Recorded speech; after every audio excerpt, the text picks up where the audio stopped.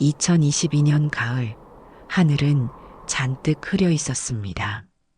바람은 차갑게 불어와 마당의 감나무 잎사귀들을 흩날렸고, 저는 그 잎들이 떨어지는 모습을 멍하니 바라보고 있었습니다.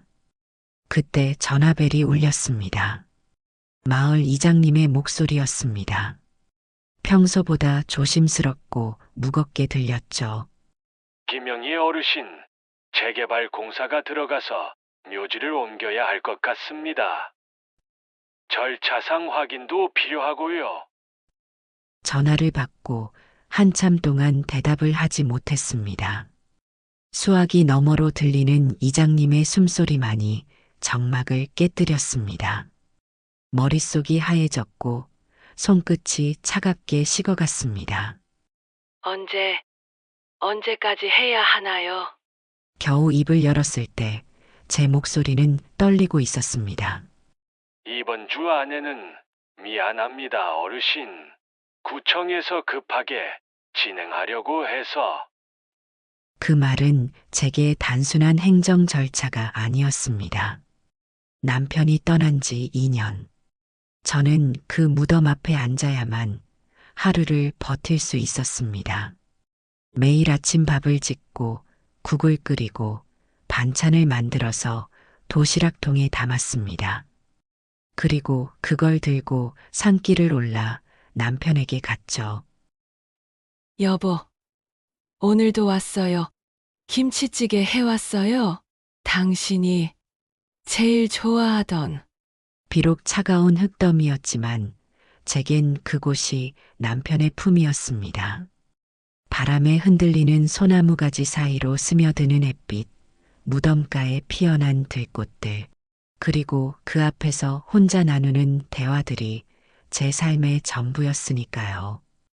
그런데 이제 그 흙을 파헤쳐야 한다니 다시 한번 이별을 강요받는 것 같았습니다. 마치 남편을 또 한 번 잃는 것 같은 두려움이 밀려왔습니다. 그날 밤 잠을 이루지 못했습니다. 창밖으로 들리는 바람 소리도, 시계가 째깍거리는 소리도, 모든 게 남편의 목소리처럼 들렸습니다. 새벽이 되어서야 간신히 잠들었는데 꿈속에서도 남편이 나타났습니다. 영희야, 괜찮아, 걱정하지 마. 꿈에서 깨어난 저는 울고 있었습니다. 다음 날 아침, 저는 검은색 가디건을 걸치고 산길을 올랐습니다. 평소보다 무거운 발걸음이었습니다. 도시락통 대신 손에 쥔 것은 작은 국화꽃 한 송이였습니다. 산길은 평소와 달랐습니다. 굴삭기와 트럭들이 좁은 길을 막고 있었고 작업복을 입은 사람들이 분주히 움직이고 있었습니다. 발걸음이 떨렸고 무릎은 자꾸만 꺾였습니다. 어르신, 이쪽으로 오세요. 현장 책임자가 저를 안내했습니다. 노란 안전모를 쓴 그의 얼굴에는 미안함이 묻어 있었습니다. 굴삭기 소리와 땅이 갈라지는 소리가 귀에 들려올 때마다 제 심장은 쿵쾅거렸습니다. 삼날이 흙을 찍는 소리, 장비가 땅을 파헤치는 소리, 사람들의 낮은 웅성임. 모든 게 제 가슴을 죄어왔습니다. 조심해서 파세요. 부탁드립니다. 제가 작업자들에게 간청했습니다. 그들은 고개를 끄덕이며 더욱 조심스럽게 작업을 진행했습니다. 한 삽, 두 삽, 검은 흙더미가 쌓여갔습니다. 그 흙 속에서 남편의 온기를 찾으려 했지만 차가운 바람만이 제 뺨을 스쳤습니다. 시간이 흘러 마침내 관이 모습을 드러냈습니다. 낡은 나무로 된 관, 여전히 축축한 흙냄새가 배어 있었습니다. 2년 전 그날의 기억이 선명하게 떠올랐습니다. 남편을 그 관에 눕히던 순간, 뚜껑을 덮던 순간, 흙을 덮던 순간들이 작업자가 제게 다가와 조심스럽게 말했습니다. 이제 열겠습니다. 가족분께서 직접 확인하셔야 합니다. 준비 되셨나요? 저는 떨리는 목소리로 대답했습니다. 네, 괜찮습니다. 하지만 전혀 괜찮지 않았습니다. 다리에 힘이 풀렸고 호흡이 가빠졌습니다. 덜컥 뚜껑이 열리는 순간 저는 그 자리에서 얼어붙었습니다. 시간이 멈춘 것 같았습니다. 안에 누워있는 사람은 제가 50년을 함께 살아온 남편이 아니었습니다. 여보, 낯선 얼굴, 낯선 옷, 낯선 모든 것. 분명 이곳은 남편의 무덤이었는데, 비석에도 남편의 이름이 새겨져 있었는데, 아니야. 이럴 리가 없어.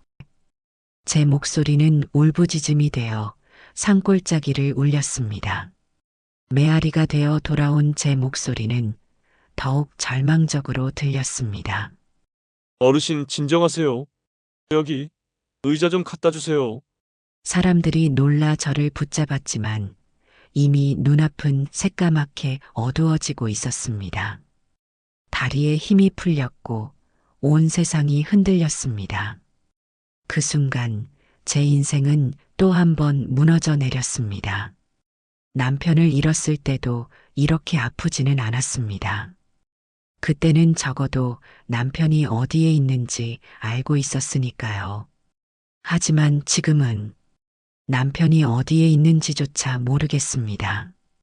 의식을 잃기 직전 저는 하늘을 올려다봤습니다. 여전히 흐린 하늘, 그 속에서 남편의 얼굴을 찾으려 했지만 보이지 않았습니다. 여보, 당신은 도대체 어디에? 제 이름은 김영희, 올해로 75이 되었습니다. 지금도 제 머릿속에는 남편과 함께했던 수많은 기억들이 영화처럼 흘러갑니다. 특히 이런 힘든 순간이면 더욱 선명하게 떠오르죠.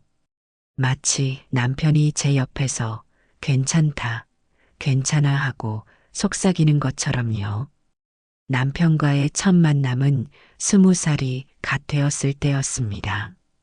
그때 저는 어머니를 일찍 여의고 아버지와 단둘이 살고 있었어요.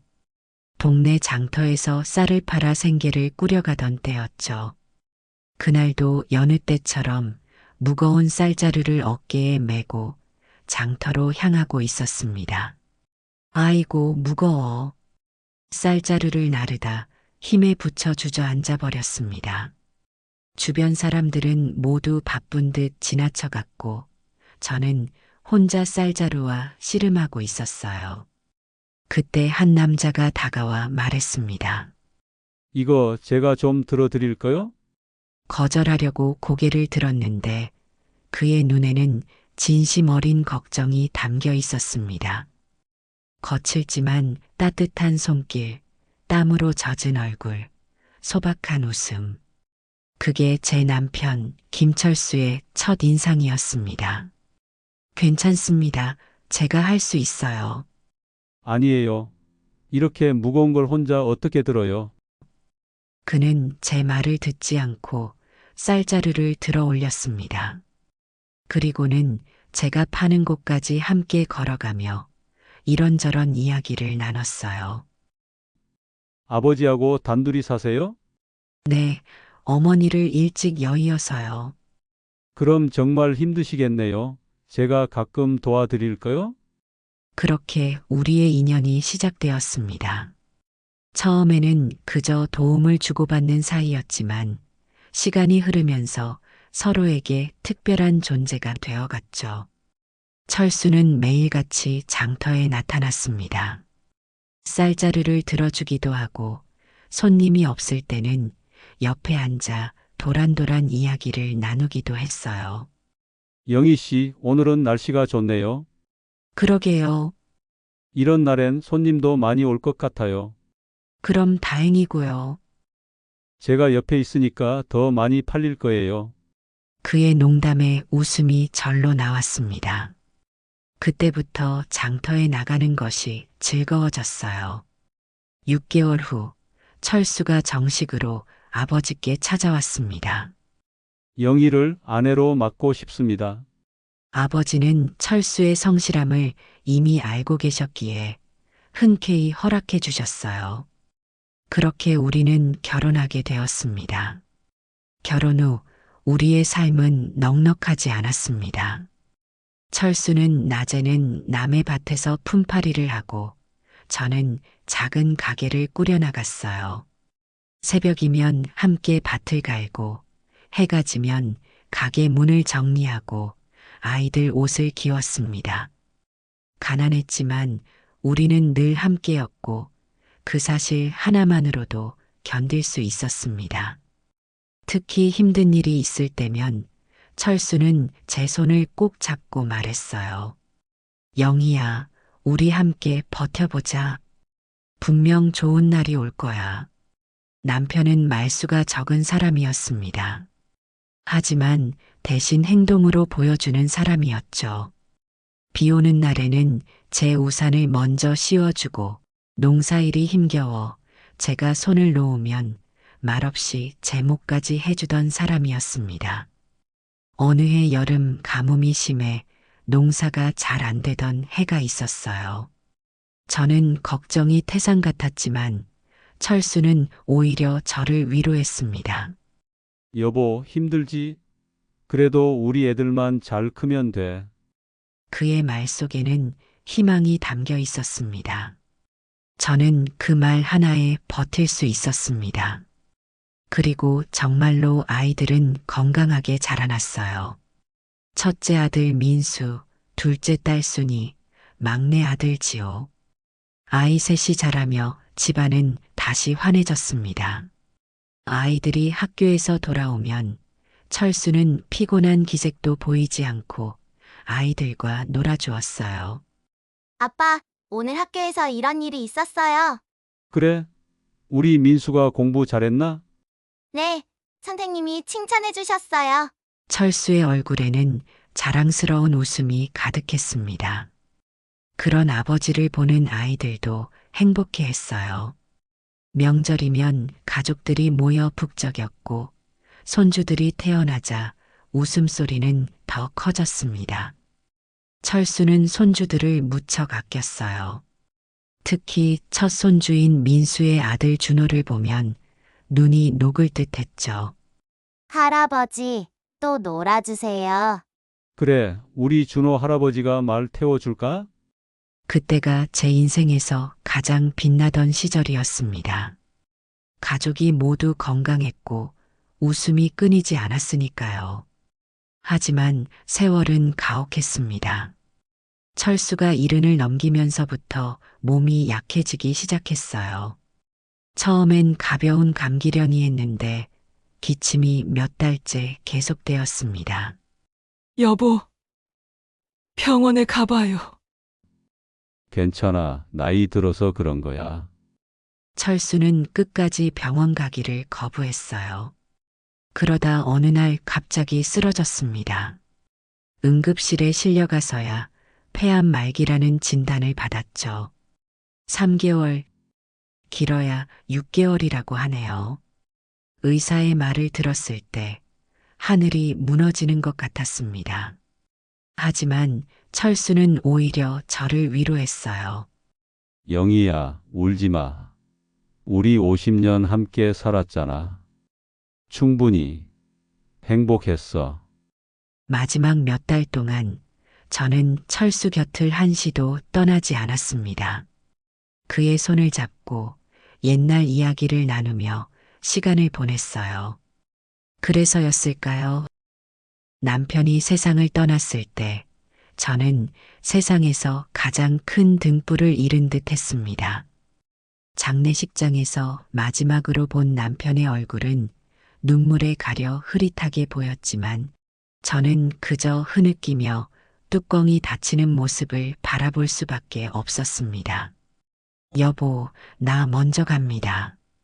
당신은 아이들과 오래오래 살아야 해요. 그의 마지막 말이 아직도 귓가에 맴돌았습니다.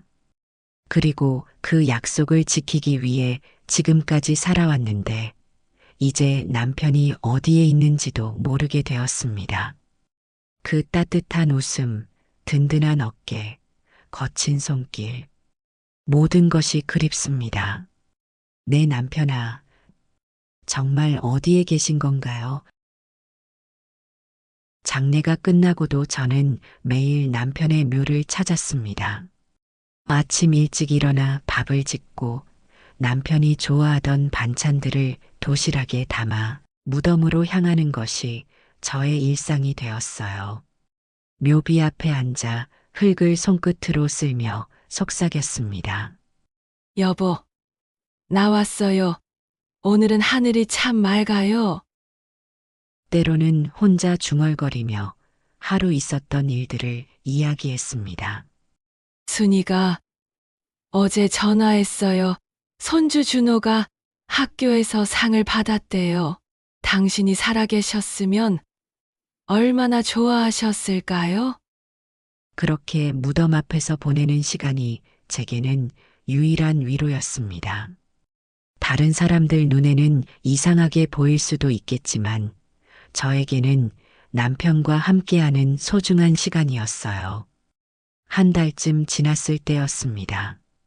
그날따라 무덤가에 잡초가 많이 자라 있었어요. 저는 평소처럼 손으로 잡초를 뽑고 있었는데 묘지 관리인 아저씨가 다가왔습니다. 어르신, 매일 오시네요. 정말 금슬이 좋으셨나 봐요. 네. 50년을 함께 살았거든요. 그 아저씨는 친근한 사람이었습니다. 가끔 지나가며 인사를 나누곤 했었는데 그날은 유독 표정이 이상했어요. 그런데 말이에요. 아저씨가 삽을 들며 주저하듯 말했습니다. 장례 때 일인데 참 이상했어요. 관이 너무 가볍더라고요. 빈 것 같달까? 순간 제 가슴이 철렁 내려앉았습니다. 손에 쥔 잡초가 떨어졌어요. 아니에요. 어르신 잘못 느끼신 거예요. 억지로 웃으며 대답했지만 목소리가 떨리고 있었습니다. 아저씨는 제 반응을 보고는 더 이상 말하지 않았어요. 아, 그런가요? 제가 착각했나 보네요. 죄송합니다. 하지만 그 말은 제 머릿속에서 지워지지 않았습니다. 집으로 돌아가는 길, 그 말이 계속 맴돌았어요. 관이 가벼웠다고, 빈 것 같았다고, 그날 밤 잠을 이루지 못했습니다. 남편의 장례식 날을 다시 떠올려 봤어요. 관을 옮길 때 정말 가벼워 보였나? 하지만 그때는 너무 슬퍼서 그런 건 신경 쓸 겨를이 없었습니다. 며칠이 지나도 그 의심은 사라지지 않았습니다. 오히려 시간이 갈수록 더 커져만 갔어요. 무덤 앞에 앉아 있어도 예전처럼 마음이 편하지 않았습니다. 일주일 후 막내딸 수진이가 저를 찾아왔습니다. 아이들 중에서 수진이가 가장 자주 안부를 물어왔어요. 엄마, 어떻게 지내세요? 많이 힘드시죠? 괜찮아. 엄마는 괜찮단다. 하지만 수진이는 제 마음을 다 아는 것 같았어요. 함께 차를 마시며 옛날 이야기를 나누다가 수진이가 장례식 사진첩을 꺼냈습니다. 엄마, 이 사진들 정리해 두려고 가져왔어요. 사진첩을 넘기다가 영정사진이 나왔을 때였습니다.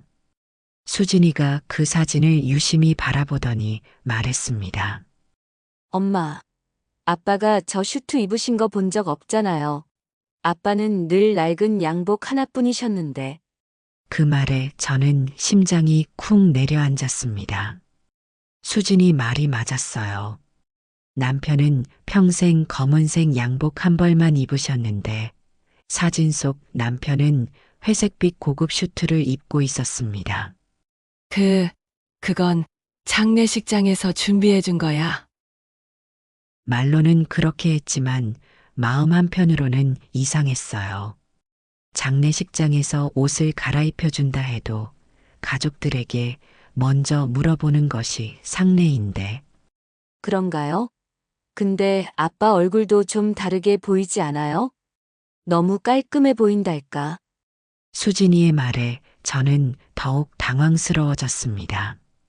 영정사진 속 남편을 다시 자세히 들여다봤어요. 분명 남편의 얼굴이었지만 왜 이렇게 낯설게 느껴지는 걸까요? 남편은 평생 농사일을 하셔서 피부가 거칠었고 손도 투박했습니다. 하지만 사진 속 남편의 피부는 너무 매끄러워 보였어요. 마치 다른 사람 같았습니다. 엄마, 괜찮으세요? 얼굴이 너무 안 좋아 보여요. 수진이가 걱정스런 목소리로 물었습니다. 저는 진정하려고 노력하며 대답했어요. 괜찮아. 그냥 아빠 생각이 나서 그래. 하지만 전혀 괜찮지 않았습니다. 수진이가 돌아간 후 저는 영정 사진을 계속 바라봤어요. 보면 볼수록 이상한 느낌이 들었습니다. 그날 밤에도 잠을 이루지 못했습니다.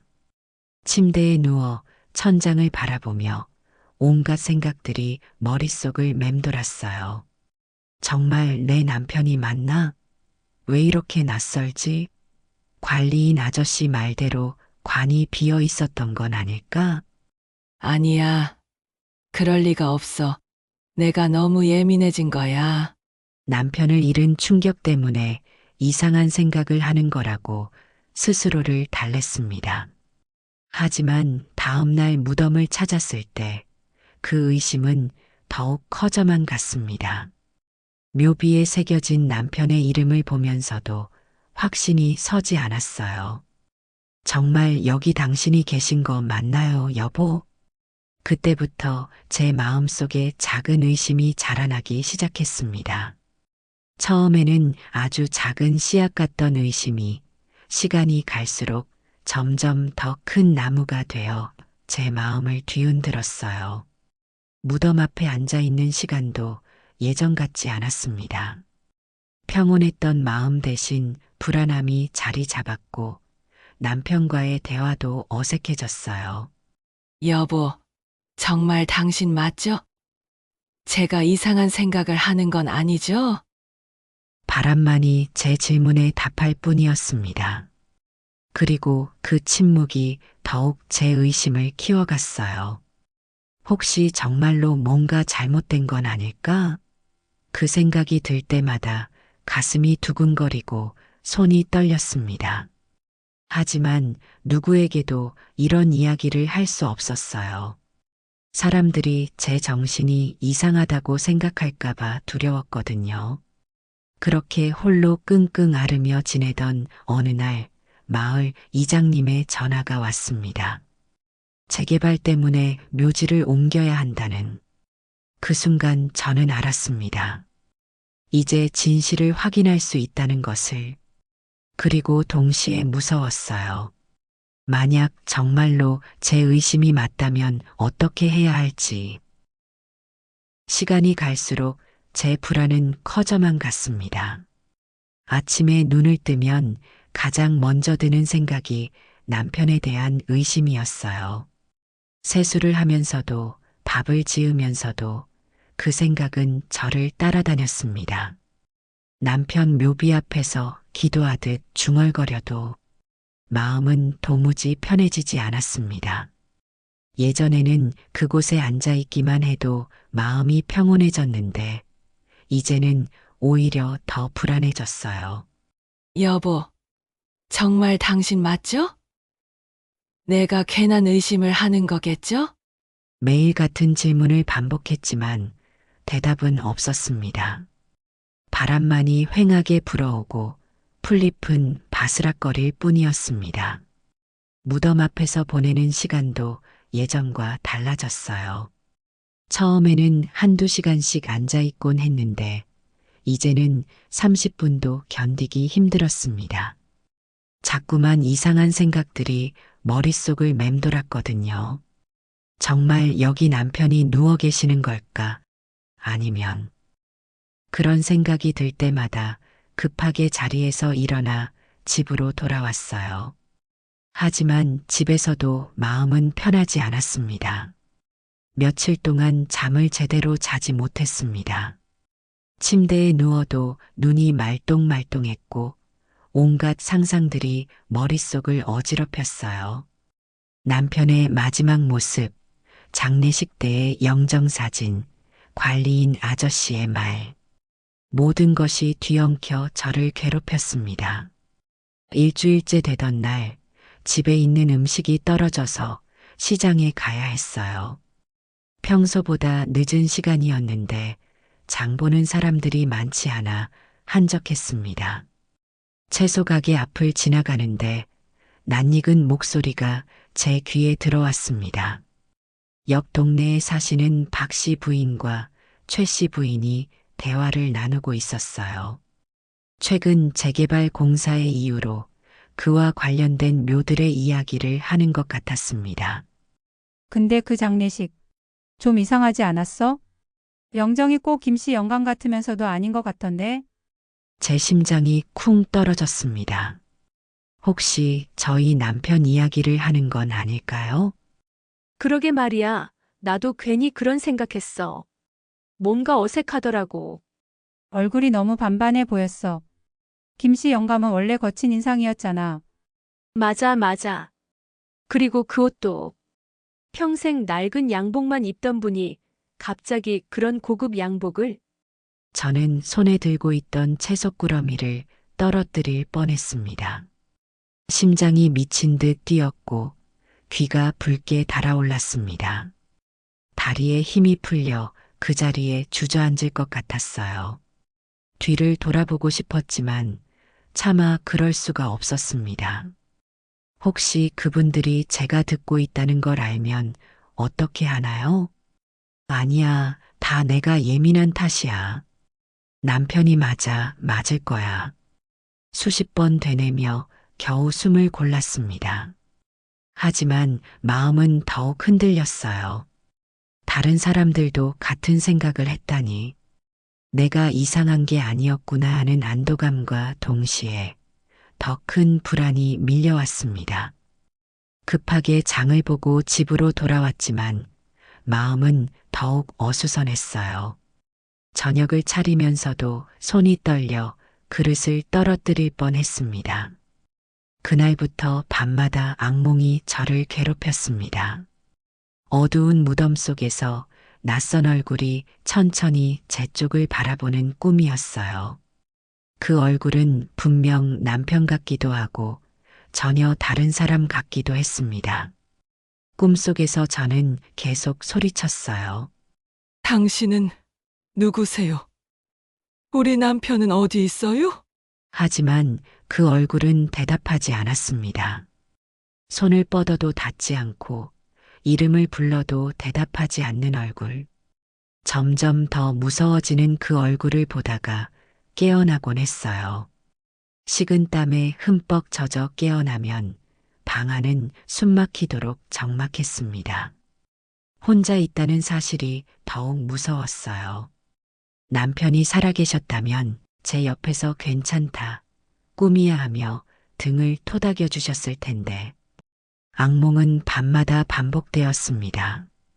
때로는 관 뚜껑이 저절로 열리는 꿈, 때로는 무덤에서 낯선 목소리가 들려오는 꿈. 매번 다른 내용이었지만 한 가지는 같았어요. 그 꿈 속에는 제가 아는 남편이 없었다는 것. 낮에도 상황은 나아지지 않았습니다. TV를 보다가도 청소를 하다가도 문득 그 생각이 떠올랐어요. 혹시 정말로 제가 50년 동안 사랑했던 남편이 지금 어딘가 다른 곳에 누워 계시는 건 아닐까. 그런 생각이 들 때마다 가슴이 답답하고 숨이 막혔습니다. 창문을 활짝 열어도 공기가 부족한 것 같았어요. 이웃들과 마주치는 것도 피하게 되었습니다. 혹시 그들도 시장에서 들었던 그런 이야기를 하고 있는 건 아닐까 해서요. 예전에는 반가웠던 인사도 이제는 부담스러웠습니다. 일주일이 지나고 2주일이 지나도 상황은 나아지지 않았어요. 오히려 시간이 갈수록 더 심해졌습니다. 식욕도 떨어졌고 몸무게도 눈에 띄게 줄었어요.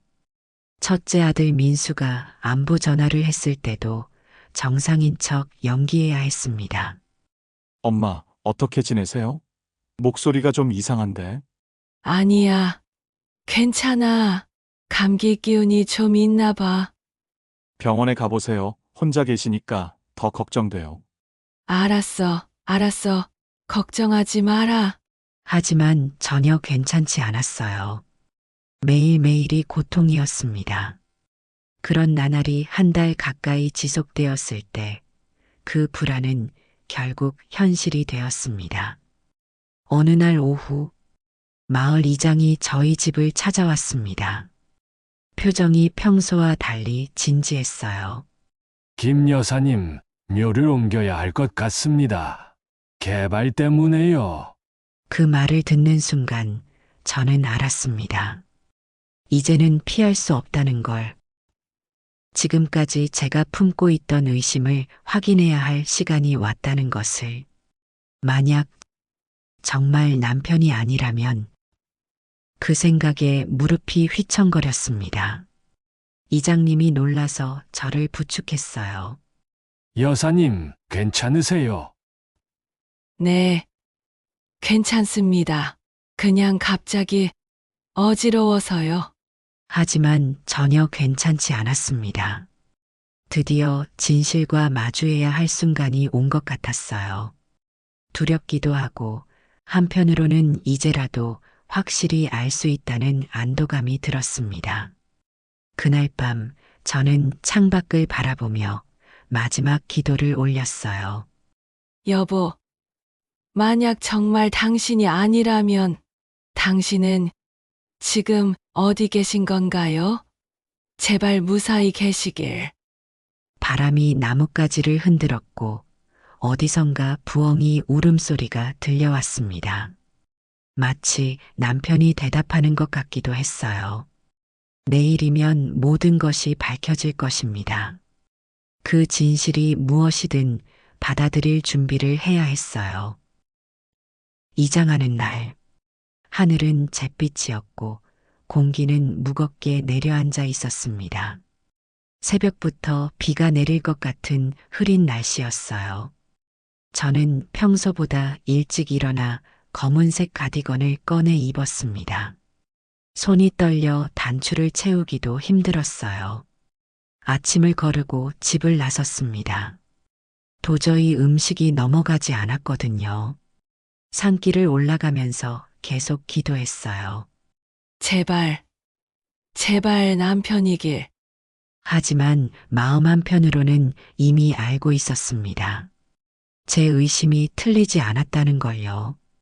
무덤가에 도착했을 때 이미 굴삭기와 트럭들이 도착해 있었습니다. 노란색 굴삭기가 무섭게 보였어요.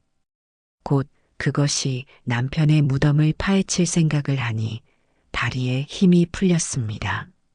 현장 책임자가 제게 다가왔습니다. 어르신 오셨네요. 시작해도 될까요? 네. 시작하세요. 목소리가 떨렸지만 어떻게든 대답했어요. 굴삭기가 땅을 파헤치자 흙냄새가 진동했고 사람들은 말없이 주변을 서성였습니다. 작업자들은 조심스럽게 작업을 진행했어요. 아마 제 얼굴을 보고 긴장한 것 같았습니다. 한 삽, 두 삽, 검은 흙이 쌓여갔습니다. 저는 그 광경을 멍하니 바라볼 수밖에 없었어요. 마치 다시 한번 남편을 잃는 것 같은 기분이었습니다. 조심하세요. 관이 보입니다. 작업자의 외침에 제 심장이 쿵 떨어졌어요. 드디어 관이 모습을 드러내기 시작했습니다. 조금씩 관의 모습이 선명해졌습니다. 2년 전 그날과 똑같은 관이었어요. 나무 색깔도 크기도 기억과 일치했습니다. 하지만 왜 이렇게 불안할까요? 관이 완전히 드러나자 제 손은 땀으로 젖어 있었습니다. 주먹을 꽉 쥐었다 폈다 하면서 마음을 진정시키려 했지만 쉽지 않았어요. 작업자가 조심스럽게 관을 들어 올렸습니다. 그때 묘지 관리인 아저씨의 말이 떠올랐어요. 관이 너무 가벼웠다고 했던 그 말이요. 작업자들의 표정을 유심히 봤는데 그들도 뭔가 이상하다는 듯한 얼굴이었어요. 서로 눈빛을 주고받으며 속삭이고 있었습니다. 어르신, 이제 확인하셔야 합니다. 작업자가 조심스럽게 말했습니다. 그의 목소리에도 긴장감이 묻어 있었어요. 네. 열어보세요. 제 목소리는 거의 속삭임에 가까웠습니다. 작업자가 관 뚜껑에 손을 댔습니다. 금속 도구로 못을 하나씩 빼내는 소리가 산골짜기에 울렸어요. 기익. 그 소리 하나하나가 제 심장을 찔렀습니다. 준비되셨나요? 저는 고개를 끄덕였습니다. 하지만 전혀 준비되지 않았어요. 어떻게 이런 일에 준비가 될 수 있겠어요? 덜컥 뚜껑이 열렸습니다. 그 순간 저는 숨이 멎는 듯 했습니다. 시간이 멈춘 것 같았어요. 안에 누워있는 사람은 제가 알던 남편이 아니었습니다. 처음에는 눈을 의심했어요. 분명 제가 잘못 본 것이라고 생각했습니다. 눈을 비비고 다시 봤지만 역시 낯선 얼굴이었어요. 아, 아니야. 이럴 리가. 입에서 중얼거림이 새어나왔습니다. 이건 꿈이어야 했어요. 악몽이어야 했습니다. 관 속에 누워있는 남자는 완전히 다른 사람이었습니다. 나이는 남편과 비슷해 보였지만 얼굴은 전혀 달랐어요. 남편은 각진 얼굴이었는데 이 사람은 둥근 얼굴이었습니다. 체격도 달랐어요. 남편은 키가 크고 마른 편이었는데 관 속의 남자는 작고 통통한 편이었어요. 손도 달랐습니다. 남편의 손은 농사일로 거칠었는데 이 사람의 손은 비교적 부드러워 보였어요. 아, 안 돼. 여보. 이럴 리가 없어. 제 비명은 계곡을 울렸습니다. 제 목소리가 메아리 되어 돌아오는 소리가 더욱 절망적으로 들렸어요. 어르신, 진정하세요. 의자 좀 가져다 주세요. 사람들이 저를 붙잡았지만 이미 눈앞은 어둡게 번졌습니다. 다리에 힘이 풀려 주저앉을 뻔했어요. 작업자들도 당황한 기색이 역력했습니다. 이런 일은 처음 겪는 것 같았어요. 이게 어떻게 된 일입니까? 현장 책임자가 떨리는 목소리로 물었습니다. 하지만 아무도 대답할 수 없었어요. 저는 다시 관 속을 들여다봤습니다. 혹시 제가 착각한 건 아닐까 하는 마지막 희망을 품고서요. 하지만 아무리 봐도 남편이 아니었습니다. 양복도 달랐어요. 남편은 평생 검은색 양복 한 벌만 입으셨는데 이 사람은 회색 양복을 입고 있었어요. 그것도 꽤 고급스러워 보이는 양복이었습니다. 이 사람은 누구예요? 제가 떨리는 목소리로 물었지만 아무도 대답하지 못했어요. 혹시 무덤을 잘못 판 건 아닌가요? 누군가가 말했지만 묘비는 분명히 남편의 이름이 새겨져 있었어요. 김철수, 1948년생, 2020년 사망. 모든 정보가 일치했습니다. 그럼 관을 바꿔치기 한 건가요? 또 다른 사람이 말했지만 그것도 말이 안 됐어요. 누가 왜 그런 일을 하겠어요? 현장은 혼란에 빠졌습니다. 작업자들은 서로 모르겠다는 표정으로 쳐다봤고 구경꾼들은 수군거리기 시작했어요. 50년을 함께 산 부부인데 남편을 못 알아볼 리가 없지. 그럼 정말 다른 사람이 묻힌 거네. 이런 일이 어떻게 가능하지? 저는 그 모든 소리가 멀게 들렸어요. 마치 물속에 있는 것처럼요. 이게 어떻게 된 겁니까? 설명 좀 해주세요. 제가 울부짖듯 소리쳤지만 그 누구도 대답하지 못했습니다. 모든 사람이 당황하고 있었어요. 그때 한 작업자가 조심스럽게 입을 열었습니다. 혹시 장례식장에서 실수가 있었던 건 아닐까요? 그 말에 저는 더욱 혼란스러워졌어요. 장례식장에서 실수? 그럼 우리 남편은 어디에? 그럼 우리 남편은 어디 있는 건가요? 제 목소리는 절망으로 가득했어요. 아무도 대답하지 않았습니다. 침묵만이 흘렀어요. 그날 제 세계는 무너져 내렸습니다. 남편을 잃었을 때도 이렇게 절망스럽지는 않았어요. 그때는 적어도 남편이 어디에 있는지 알고 있었으니까요. 하지만 지금은 남편이 어디에 있는지, 누가 제 남편의 자리에 누워 있는지 아무것도 알 수 없었습니다. 하늘에서 빗방울이 떨어지기 시작했어요. 마치 하늘도 우는 것 같았습니다. 그날 오후 경찰이 현장에 도착했습니다. 제보를 받고 온 것 같았어요. 사람들이 웅성거리며 상황을 설명하는 동안 저는 멍하니 앉아 있을 수밖에 없었습니다. 경찰 조사가 시작되었습니다. 젊은 경찰관이 제게 다가와 조심스럽게 물었어요. 어르신 괜찮으세요? 병원에 가보시는 게 어떨까요? 아니에요. 괜찮아요. 하지만 전혀 괜찮지 않았습니다. 온몸이 떨렸고 가슴이 너무 아팠어요.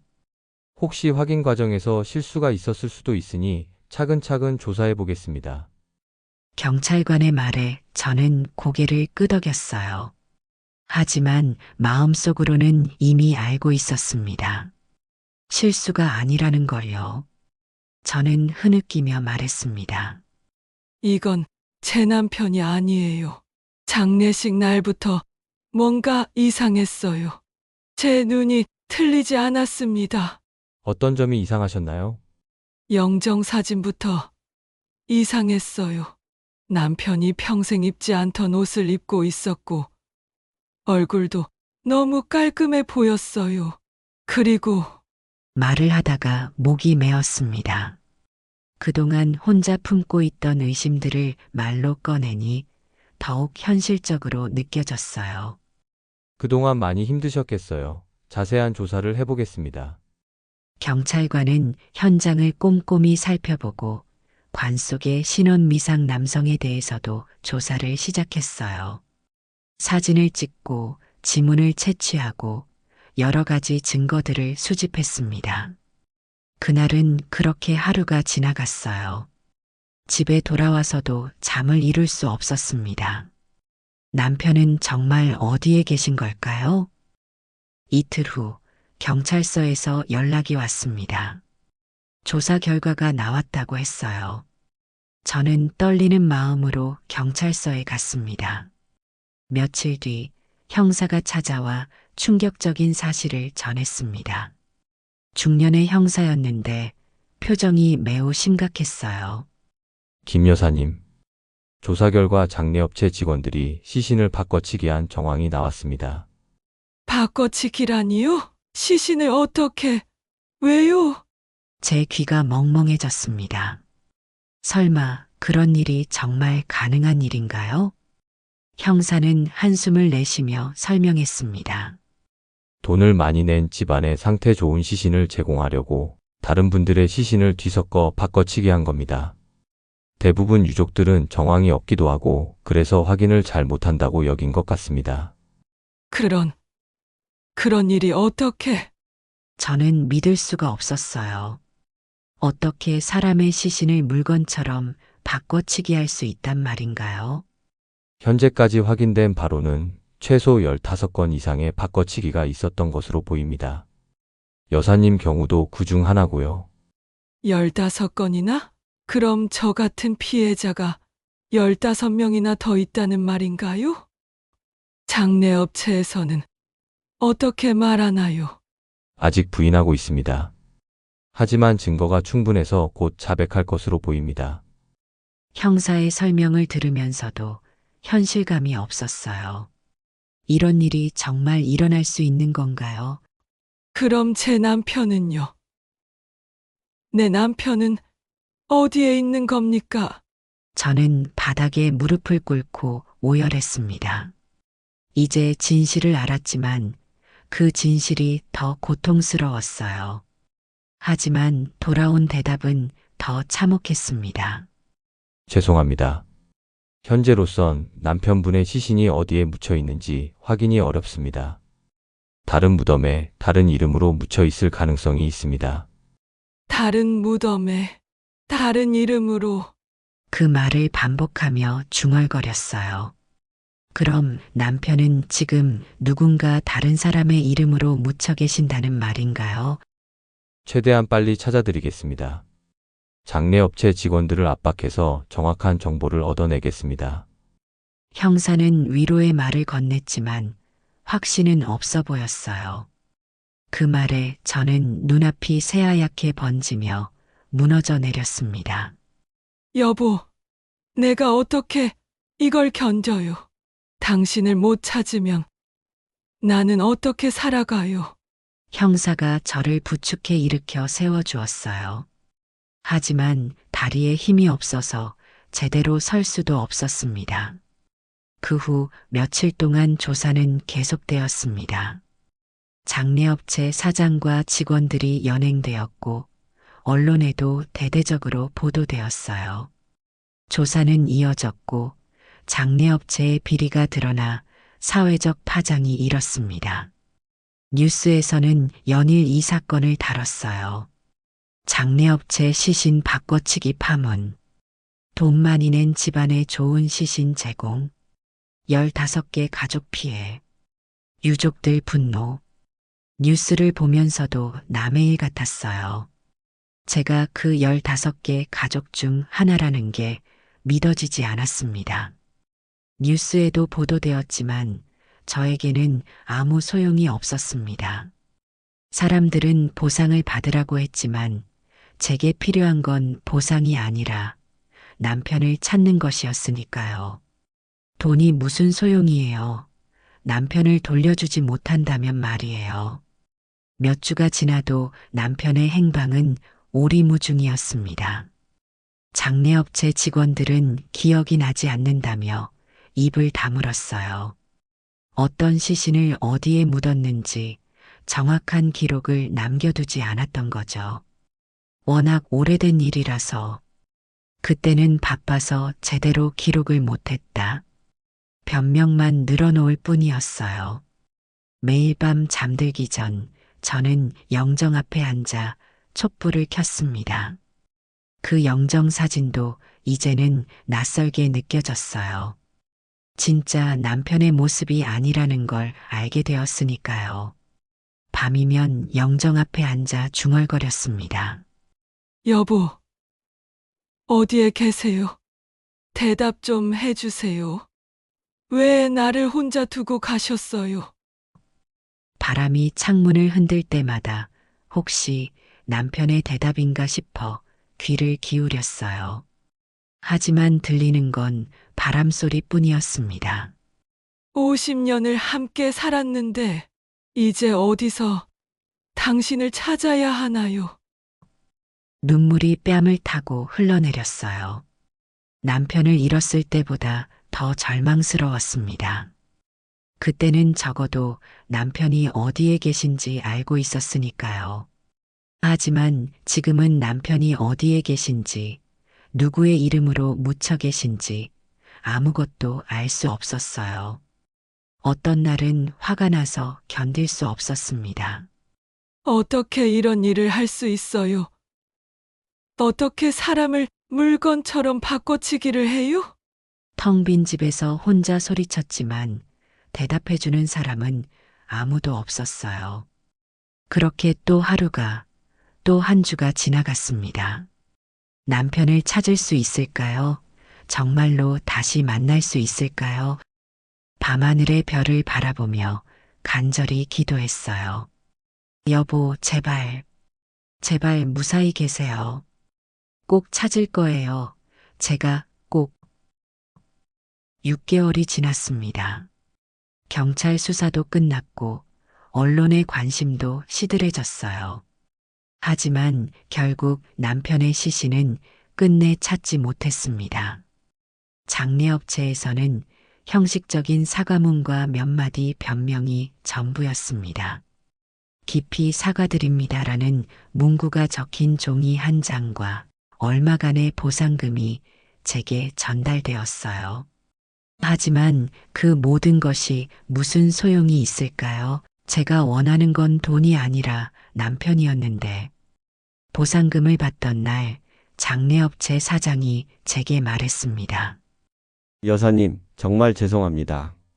저희가 할 수 있는 건 이게 전부입니다. 돈으로 사람을 되살릴 수 있나요?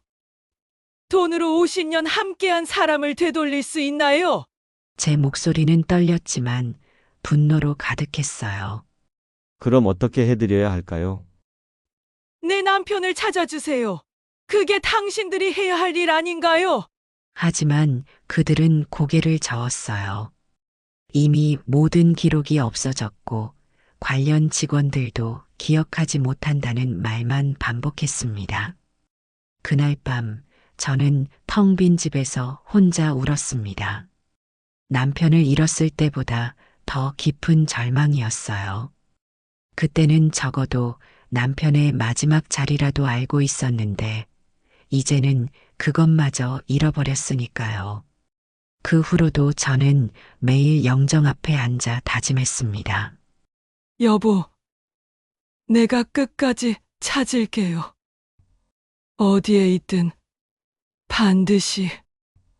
하지만 시간이 갈수록 그 다짐은 더 무거워졌어요. 혼자서 할 수 있는 일에는 한계가 있었거든요. 그래도 포기할 수는 없었습니다. 아이들은 엄마 이제 그만하세요라고 말했지만 저는 그럴 수 없었어요. 50년을 함께 산 남편을 그냥 포기할 수는 없었습니다. 주말이면 여러 묘지를 돌아다녔어요. 혹시 남편이 다른 이름으로 묻혀 있을까 해서요. 2020년 즈음에 돌아가신 분들의 무덤을 하나하나 찾아봤습니다. 어떤 무덤 앞에서는 한참을 서 있기도 했어요. 혹시 이곳에 남편이 계신 건 아닐까 하는 막연한 희망을 품고서요. 실례합니다. 혹시 이분 가족이신가요? 어느 날 한 무덤 앞에서 유족분을 만났습니다. 저는 용기를 내어 사정을 설명했어요. 그런 일이 있었군요. 정말 가슴 아픈 일이네요. 그분은 동정의 눈빛으로 저를 바라봤지만 도움을 줄 수는 없었어요. 당연한 일이었죠. 그렇게 몇 달을 헤맸지만 아무런 단서도 찾을 수 없었습니다. 어느 날 처음 남편을 잃었던 그 묘지를 다시 찾았습니다.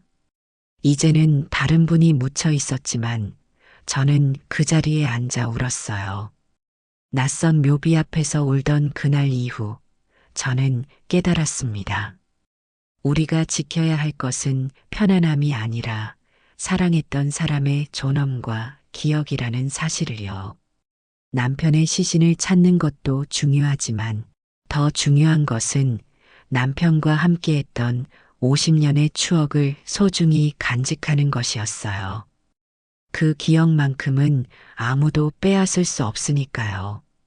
주변 사람들은 자주 말합니다. 이제는 잊으세요. 시간이 약입니다. 너무 매달리지 마세요. 남편분도 그걸 원하지 않으실 거예요. 하지만 저는 고개를 저었습니다. 사랑은 시간이 지난다고 옅어지는 게 아니니까요. 50년을 함께 살며 쌓은 사랑이 몇 년 만에 사라질 리 없어요. 가끔 꿈에서 남편을 만납니다. 꿈속의 남편은 항상 웃고 있어요. 영희야, 괜찮아. 나는 항상 네 곁에 있어. 여보, 당신 어디 계세요? 제가 찾으러 갈게요. 찾지 마. 너는 네 할 일을 해. 나는 괜찮으니까. 꿈에서 깨어나면 베개가 눈물로 젖어 있곤 해요. 남편의 말이 맞는지도 모르겠어요. 이제는 놓아줘야 하는 건 아닐까요? 하지만 마음이 쉽게 따라주지 않습니다. 요즘에는 이런 생각을 해요. 남편을 찾는 것도 중요하지만 저처럼 고통받는 사람들이 더 이상 생기지 않는 것도 중요하다는 생각을요. 그래서 가끔 강연을 나가기도 합니다. 제 이야기를 들려주면서 장례업체 선택에 신중하라고, 그리고 가족을 더 소중히 여기라고 말해요. 저 같은 일이 다시는 일어나지 않았으면 좋겠어요. 강연이 끝나면 사람들이 다가와 위로의 말을 건네요. 그럴 때면 조금이나마 위안이 됩니다. 여러분, 혹시 오늘 부모님께 안부 전화를 하셨나요? 남편이나 아내에게 사랑한다고 말씀하셨나요? 당연히 곁에 있을 거라 생각하는 그 사람이 어느 날 갑자기 사라질 수도 있습니다. 저처럼 갑작스럽게 이별하게 될 수도 있고, 심지어는 마지막 인사조차 제대로 할 수 없게 될 수도 있어요. 그때 후회한다면 이미 늦은 겁니다. 저는 남편이 아플 때 충분히 돌봐드렸다고 생각했어요. 마지막까지 손을 잡아드렸고, 사랑한다는 말도 많이 했어요. 그래서 후회는 없다고 생각했죠. 하지만 지금 생각해보니 더 많은 말을 해드릴 걸 하는 후회가 생겨요. 더 많이 안아드릴 걸, 더 많이 함께 있을 걸. 여러분은 그런 후회를 하지 마세요. 지금 당장, 오늘 당장 사랑하는 사람에게 마음을 전하세요. 저는 남편을 끝내 찾지 못했지만 여러분은 지금 곁에 있는 사람에게 마음을 전할 수 있습니다. 그게 우리가 살아있는 동안 할 수 있는 가장 큰 사랑 아닐까요? 오늘도 저는 영정 앞에 앉아 말할 거예요. 여보, 오늘도 당신을 사랑해요. 어디에 계시든 건강하세요. 그리고 내일도 모레도 계속 그럴 거예요. 남편을 찾을 때까지, 아니 찾지 못한다 해도 제가 숨을 거둘 때까지 말이에요. 그게 50년을 함께 산 아내가 할 수 있는 마지막 사랑이니까요. 오늘 이야기가 마음에 와닿으셨다면 구독과 좋아요 부탁드립니다. 그리고 주변 분들과도 이 사연을 나누어 보세요. 우리가 잊고 지내던 소중한 가치를 다시 한번 떠올릴 수 있을 테니까요.